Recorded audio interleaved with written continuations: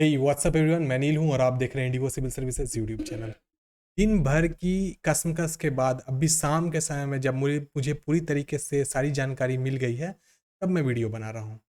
Actually सबसे पहला प्रश्न सबके माइंड में यही आ रहा है कि एग्जामिनेशन क्या 21 तारीख को होगी। तो देखिए, अभी तक ऑफिशियली इस चीज़ को नहीं बताया गया है कि 21 सितंबर को ही पेपर होगी, लेकिन जहां तक आयोग ने उम्मीद जताई है और अपने जितने भी पीडीएफ्स को वो अपने ऑफिशियल वेबसाइट पे या फिर अनऑफिशियली जो उनका सर्कुलेशन नेटवर्क होता है, सर्कुलेटिंग नेटवर्क, उस पे उन्होंने डाला है अपने ऑफिसर्स के लिए। तो वहाँ से उन पीडीएफ की कॉपीज़ मिली है, उससे ये 100% पता लग रहा है कि 21 सितंबर को उनका पूरा का पूरा मन है पेपर को ले लेने का। लेकिन पेपर लेना इतना आसान भी नहीं होगा। ये लोग फिर से जल्दीबाजी कर रहे हैं और जल्दीबाजी में नुकसान उनका होगा, साथ साथ में स्टूडेंट्स का फिर से होने वाला है।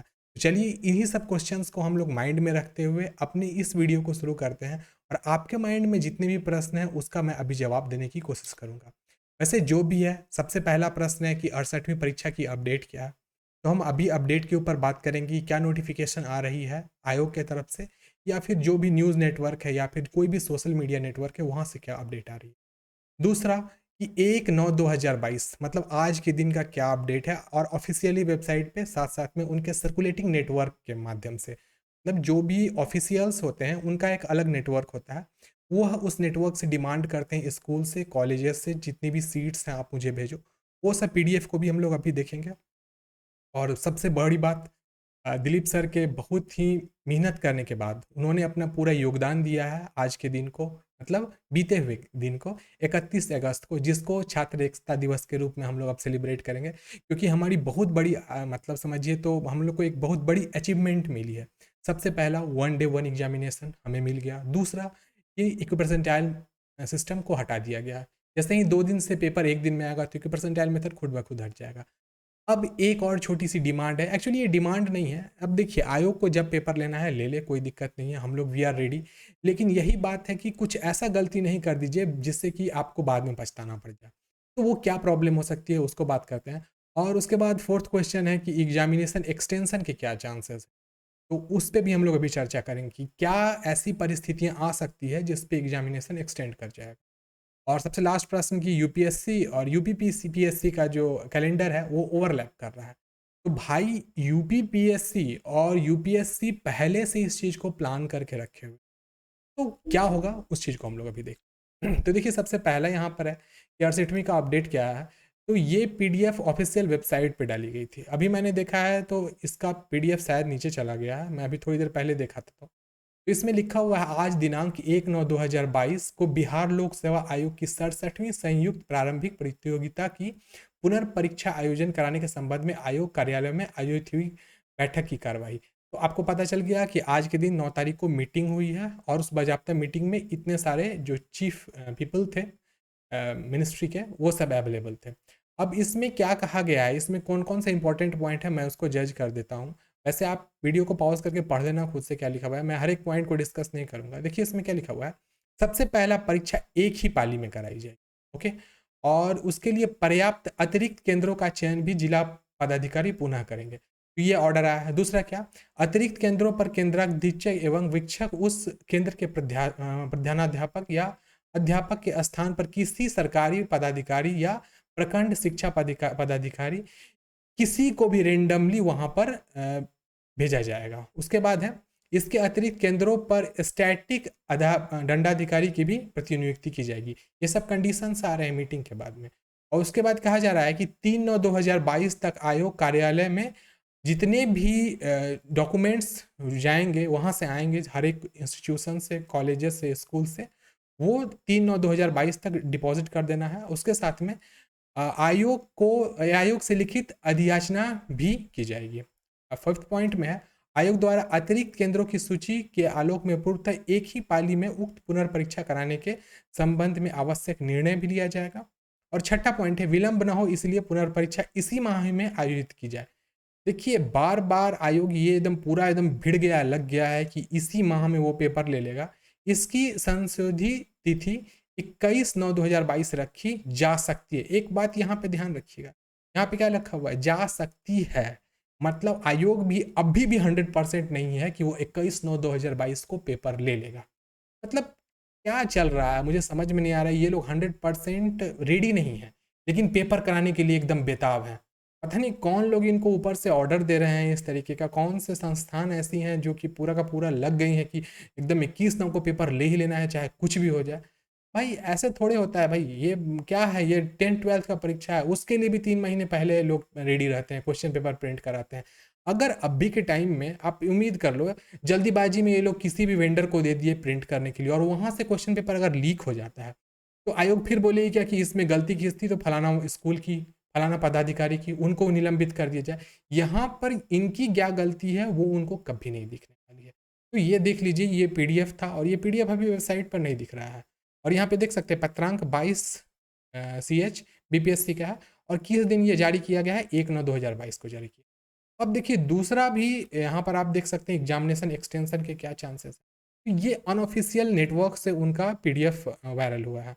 इसमें क्या कहा गया है कि कार्यालय जिला शिक्षा पदाधिकारी पश्चिम चंपारण बेतिया यहाँ पर भेजा गया है। क्या कहा गया है, विदित हो कि जिला मुख्यालय में अवस्थित शिक्षण संस्थानों विद्यालयों में ज़्यादा आवासन एवं माफ कीजिएगा चार दीवारी वाले शिक्षण संस्थान जहां आवागमन की सुविधा सुलभ हो से प्राप्त करने का निर्देश प्राप्त है। जिला पदाधिकारी पश्चिम चंपारण बेतुआ द्वारा यह निर्देश प्राप्त है कि वैसे शिक्षण संस्थान विद्यालय जो परीक्षा संचालन में अपनी असमर्थता व्यक्त करते हैं वैसे विद्यालय प्रधान अपने विद्यालय के समाहित होने वाले परीक्षार्थियों की कुल अवसान क्षमता उपलब्ध कराएं ताकि निर्देशानुसार उक्त शिक्षण संस्थान में परीक्षा आयोजित कराने हेतु केंद्र अधीक्षक की प्रतिनियुक्ति कर निर्धारित तिथि को परीक्षा संचालन कराया जा सके। अतः 21/9/2022 को आयोजित परीक्षा हेतु पुनः संकलन विहित प्रपत्र में 24 घंटे के अंदर 2 प्रतियां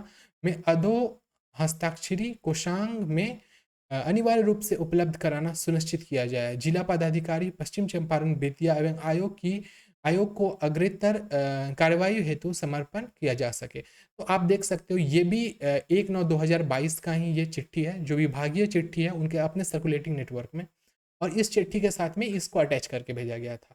तो जितने भी यहाँ पर 38 स्कूल्स हैं और साथ साथ में कॉलेजेस हैं उनको चिट्ठी भेजी गई है इस तरीके का 24 घंटे के अंदर में डेटा देने का। तो ये पॉसिबल नहीं है, 38 जितने भी विद्यालय हैं वो लोग सबमिट नहीं करने वाले हैं, ये एक्सटेंड करते हुए 3 4 5 दिन लग जाएगा। कितना भी तेज करेंगे ये लोग कुछ ना कुछ समस्या आएगी हैं। और इसी में कोई स्कूल या कोई कॉलेज कुछ गलती कर देता है तो उसका जुर्माना किसको भरना पड़ेगा, तो स्टूडेंट्स को भरना पड़ेगा। और साथ साथ में आयोग बोलेगी कि हम फिर से अक्षम हो गए। चलिए ये तो हमारा क्या हो गया, एग्जामिनेशन एक्सटेंशन के चांसेस को हम लोग देखते हैं। ये तो जो वीडियो पीडीएफ्स वायरल हैं उसके ऊपर हम लोग बात किए हैं। देखिए नेक्स्ट यहाँ पर हमारा है यूपीएससी का कैलेंडर और यूपीपीसीएस का कैलेंडर। देखिए यूपीएससी हो या यूपीपीसीएस हो, एक सेंट्रल वाला हो गया एक स्टेट वाला, ये दोनों अपना प्लान पहले से कैलेंडर बना के रखे हुए हैं। ऐसा नहीं है कि ये लोग बाद में कैलेंडर को जारी किए, ये इनका कैलेंडर पहले चल रहा है। तो यूपीएससी का जो मेंस है वो 16, 17, 18, 24 और 25 ये 5 दिन लिया जा रहा है। और यूपी पीएससी का मेंस 27 से 29/2022 और अक्टूबर में 1 तारीख को, मतलब आप देख रहे हो यहाँ पर भी और यहाँ पर भी। ये हो गया हमारा ये दोनों का। अब इसके बीच में बीपीएससी प्री 21 सितंबर को ले रहे हैं। मतलब आप देख सकते हो कि बीच में ही, मतलब कि आप कहते नहीं है कि बीच खेल में आ गए, कूद गए और बोले अब मेरे को भी आप प्ले करने दो, मुझे भी अपना योगदान देने लो। तो ऐसे कैसे होता है भाई, अब बता रहे हैं। अब यहाँ पर खेल शुरू होता है 1 अक्टूबर के बाद। अगर अगर ये लोग पेपर 1 अक्टूबर के बाद रखना चाहेंगे तो देखिए प्रॉब्लम कहाँ आती है। अब बात आ जाती है कि शरद नवरात्रि 26 सितंबर से शुरू है, ओके, और गांधी जयंती छोड़ दीजिए, दुर्गा पूजा अष्टमी 3 अक्टूबर को है। तो अगर 1 अक्टूबर बाद ये 2 अक्टूबर को पेपर लेते हैं, मान लिया जाए जस्ट फॉर एग्जाम्पल, तो 2 अक्टूबर को पेपर लेंगे तो यही एक दिन उनके पास है जिस दिन वो चाहें तो पेपर ले सकते हैं। लेकिन उसके बाद क्या होगा, 3 अक्टूबर से दुर्गा पूजा फिर शुरू है, फिर 3, 4, 5 दशहरा, फिर करवा चौथ आ जाएगा, धनतेरस आ जाएगा, दिवाली आ जाएगा, भाई दूज और लास्ट में छठ पूजा। फिर अगर 1 तारीख मतलब 2 तारीख, जस्ट इमेजिन करो 2 तारीख को, सेकेंड ऑफ कौन सा, 2 अक्टूबर, 2 अक्टूबर को भी नहीं हो पाएगा, मैं बता दे रहा हूँ। 3 अक्टूबर इम्पॉसिबल है, 2 अक्टूबर को गांधी जयंती है, इस दिन तो हो ही नहीं सकता है। अब 1 अक्टूबर को भी नहीं हो सकता क्योंकि यूपीपीएससी का मेंस है इसमें। तो 2 अक्टूबर को जो चांसेस बन रहा था, मैं सोच रहा था उस दिन भी नहीं होगा। तो मतलब पूरा का पूरा अक्टूबर देख लीजिए लास्ट तक, 30 अक्टूबर तक छठ पूजा है, छठ पूजा तक कोई भी चांसेस नहीं है पेपर होने का।